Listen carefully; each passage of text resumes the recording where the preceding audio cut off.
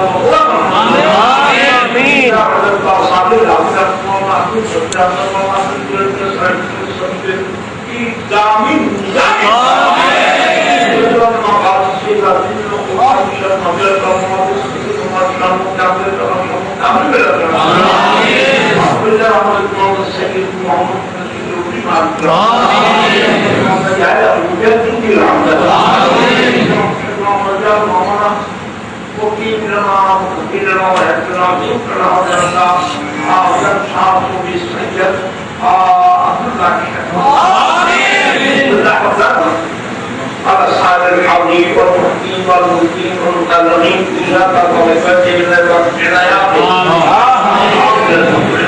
إننا وإلا وجدنا أماتنا وأمات الحاضرين والتالين والمكلمين منهم نمونا فرشتنا المسلمان فقل لهم تجاوز آمين الله تعالى بوم سورة التوبة وتوبة وتوبة عقل بقريب وإخلاق بوم إخلاق مقبل بالله كل شيء هذا موقع أبجر الدين وأرجل الإسلام عقل بالله آمين آمين إلى أن الدرمات بالدرمات وقوم بالخليل يقول لك إخلاق أصحاب الحجاب خيام أن يقدر الذكر وعود الأحلام وذكر الشمس يوم الحمام ذكر الذكر الأنبار الأنبار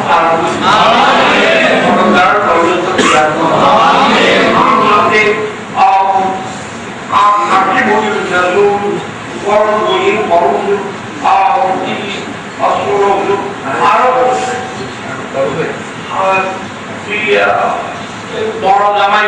মামা কাকি সাহেব তারা বেগুনে আইন কাকি সাদা তুলবি তো আয়া তুলবি কত বাগানে আরা তুলবি মশাই আমাদের বড় মিয়া বড় লোক মজুর ছোট লোক আর বড় জামাই কোন বেগুনের লীলা তুলবি আল্লাহ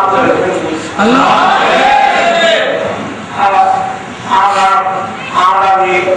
मुझे बोलते हैं आरा भी नहीं है बोलते आरा था आरा में ये बात आरा को ना भूखे थी तो क्यों बताओ लो आरा ये बहुत बुरी थी आरा पूछा कि आरा की इज्जत का जुड़ा तो आरा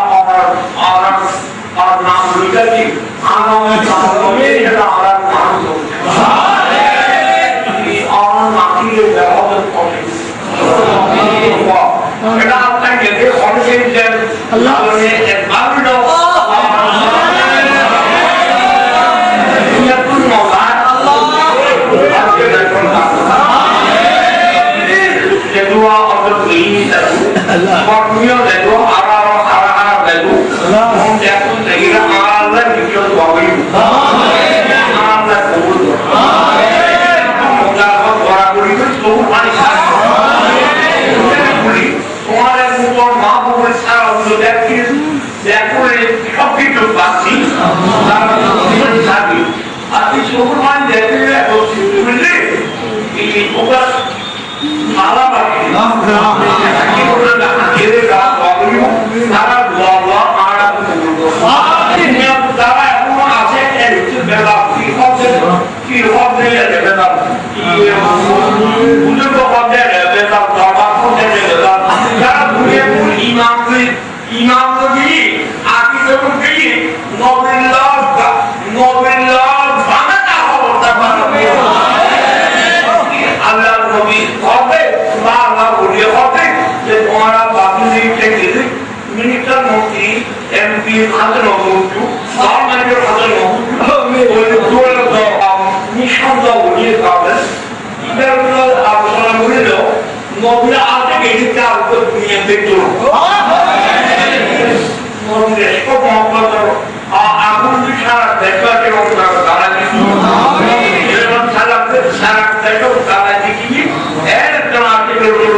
তারা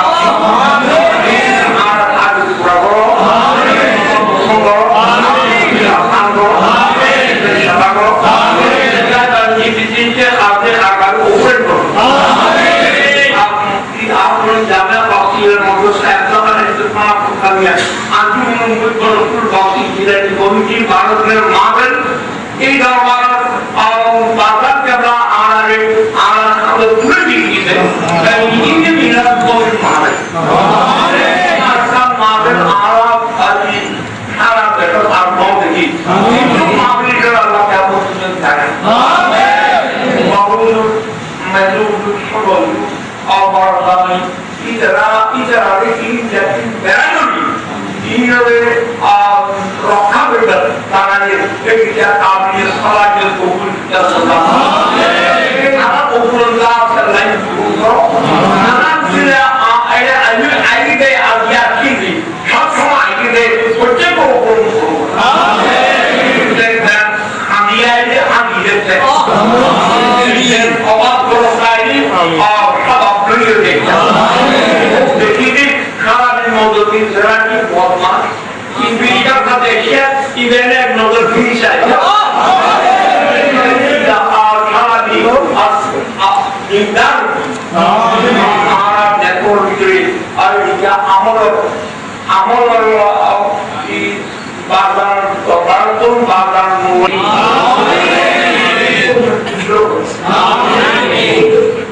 বাংলাদেশ কোন করে সর্বপ্রথম না আল্লাহ পর সম্মান করুন নারায়ণ কল্প নাই নারায়ণ ভৌতিক নাই সর্বপ্রথম জিলার সর্বাঙ্গী সাহায্য দ্বারা আর চট্টগ্রামের পুকুর ছেড়ে নারায়ণ গতির পুরাণকের ইতে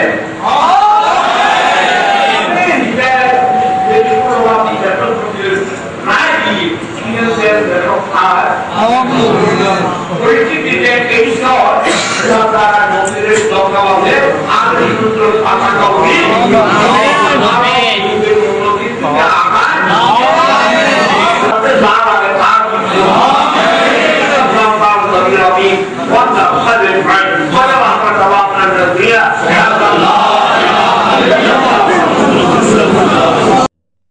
তাহার পিতা শেখ সুফি মাওলানা কাজী হাসানুজ্জামান হাশমি রহমতুল্লাহ আলাইহি ছিলেন প্রসিদ্ধ হাশমি বংশের একজন কৃতি পুরুষ। তাহার মাতা ছিলেন বাংলার মুহাদ্দিসে আজম ওলিয়ে কামেল চট্টগ্রাম শাহী জামে মসজিদের সাবেক ইমাম ও খতিব আল্লামা সফিউর রহমান হাশমি রহমতুল্লাহি আলাইহির ঔরসজাত কন্যা। তাহার পূর্বপুরুষ সৈয়দুশ শুহাদা ইমাম হুসাইন রাদিয়াল্লাহু তাআলা আনহুর বংশধর। তাহার পিতা পূর্বপুরুষ মদিনা শরীফ হতে হিজরত করে বাগদাদ শরীফে আসেন। তাদের বংশ ইমাম হাসান রাদিয়াল্লাহু তাআলা আনহু এর সাথে মিলিত হয়। ওখান থেকে দিল্লির বাদশাহ আওরঙ্গজেব আলমগীরের আমলে কাজীউল কুজাত বা প্রধান বিচারপতি হয়ে দিল্লিতে আসেন। দিল্লি থেকে নবাবী আমলে ইসলাম কার অনুরোধে কাজীর দায়িত্ব গ্রহণ করে বিশেষত ইসলাম প্রচারের নিমিত্তে চট্টগ্রামে তশরিফ আনেন। হযরত গৌসুল আজম আহমদুল্লাহ মাজভান্ডারী রহমতুল্লাহি আলাইহি শ্রদ্ধেয় পীর কুতুবুল আরিফিন ইমামুল মাশায়েখ হযরত খাজা সালেহ লাহুরি রহমতুল্লাহি আলাইহির সুযোগ্য খলিফা পাঁচলেশ থানার বাকুরিয়া নিবাসী মাওলানা সৈয়দ আব্দুল নবী রহমতুল্লাহি আলাইহির কন্যা বিবি শরীফা খাতুনের সঙ্গে তাহার দাদাজান মাওলানা আব্দুল রহিম হাশমি রহমতুল্লাহি আলাইহির সাথে বৈবাহিক সম্পর্ক স্থাপিত হয়। পিতা ও মাতা উভয় দিক থেকে তার বংশধারা ছিল সম্ভ্রান্ত ও উচ্চ স্তরের। বাল্যকাল ও শিক্ষা জীবন। বাল্যকাল থেকেই আল্লামা হাশমি মাদ্দাজিল্লাহুল আলী তীক্ষ্ণ মেধাবী ও অত্যন্ত প্রতিভাবান ছিলেন। 6 বছর বয়সে কোরআন মজিদ খতম করেন। উর্দু, ফার্সি, আরবি, বাংলার প্রাথমিক জ্ঞান স্বীয় গৃহে আপন বুজুর্গ পিতার সাথে থেকে অর্জন করেন। অতঃপর প্রাইমারি স্কুল পাশ করে পূর্ব পাকিস্তানের তৎকালীন প্রসিদ্ধ দ্বীন শিক্ষা প্রতিষ্ঠান ওয়াজেদিয়া আলিয়া মাদ্রাসায় ভর্তি হন এবং নিয়মিতভাবে শিক্ষা অর্জন আরম্ভ করেন। সেখান থেকে প্রত্যেকটি পরীক্ষায় কৃতিত্বের সাথে পাশ করে 1945 সালে জামাতে পঞ্চমের পরীক্ষায় শিক্ষা বোর্ডের অধীনে কৃতিত্বের স্বাক্ষর স্বরূপ সনদ ও মাদ্রাসার পক্ষ থেকে গোল্ড মেডেল লাভ করেন। 1949 সালে জামাতে ওলা পর্যন্ত শিক্ষা কৃতিত্বের সাথে সমাপ্ত করেন। তিনি তার সম্মানিত উস্তাদ আল্লামা মুসা মুজাদ্দিদি রহমতুল্লাহি আলাইহির কাছ থেকে আরবি ভাষার বিভিন্ন বিষয়ে পাণ্ডিত্য লাভ করতে সক্ষম হন। উচ্চতর জ্ঞান অর্জনের নিমিত্তে ঢাকা গমন। ইমামে আহলে সুন্নাত শেখুল মুহাদ্দিসিন মুমতাজুল মুফাসসিরিন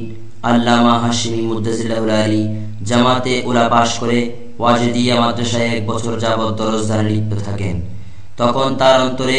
কামিল ডিগ্রি অর্জন করার প্রবল আগ্রহ জন্মে। তৎকালীন উপমহাদেশের ইসলামী শিক্ষা কেন্দ্র কলিকাতা আলিয়া মাদ্রাসাকে ঢাকায় স্থানান্তরিত করা হয়। উচ্চতর জ্ঞান অর্জনের নিমিত্তে আল্লামা হাশমি ঢাকা গমন করেন এবং তৎকালীন ঐতিহ্যবাহী দ্বীন শিক্ষা প্রতিষ্ঠান মাদ্রাসায়ে আলিয়া ঢাকাতে 1951 সালে হাশমি সাহেব কিবলা মুদ্দাজিল্লাহুল আলী টাইটেল ক্লাসের হাদিস বিভাগে ভর্তি হন। তথায় তিনি অত্যন্ত কৃতিত্বের সাথে হাদিস শিক্ষা সমাপ্ত করেন। এদিকে ওই সময়ে তিনি সন্ধ্যাকালীন ঢাকা ইউনিভার্সিটি থেকে উর্দুতে ডিপ্লোমা কোর্স সমাপ্ত করেন। তিনি তখনকার সময়ে পাক ভারতের অনন্য ব্যক্তিত্ব সম্পন্ন আলেমে শরীয়ত ও তরিকত, মাজমাউল বাহরাইন, আরবি ও উর্দু ভাষায় বিভিন্ন বিষয় আদির উপর অগণিত গ্রন্থ রচয়িতা প্রখ্যাত আলেম আল্লামা মুফতি সৈয়দ আমিনুল ইহসান মুজাদ্দিদি বরকতে কুদ্দুসা সিররুল আজিজের সান্নিধ্য থেকে ইলমে হাদিস, ফিকাহ, তাফসীর ইত্যাদি বিষয়ের উপর গবেষণা করে বিশেষ কৃতিত্বের পরিচয় দেন। 1952 সালে হযরত মুফতি সাহেব রহমতুল্লাহি আলাইহি তাকে নাইলুল মুরাম বিআসানিদে শেখ নুরুল ইসলাম বিশেষ সনদ ও সম্মাননা প্রদান করেন।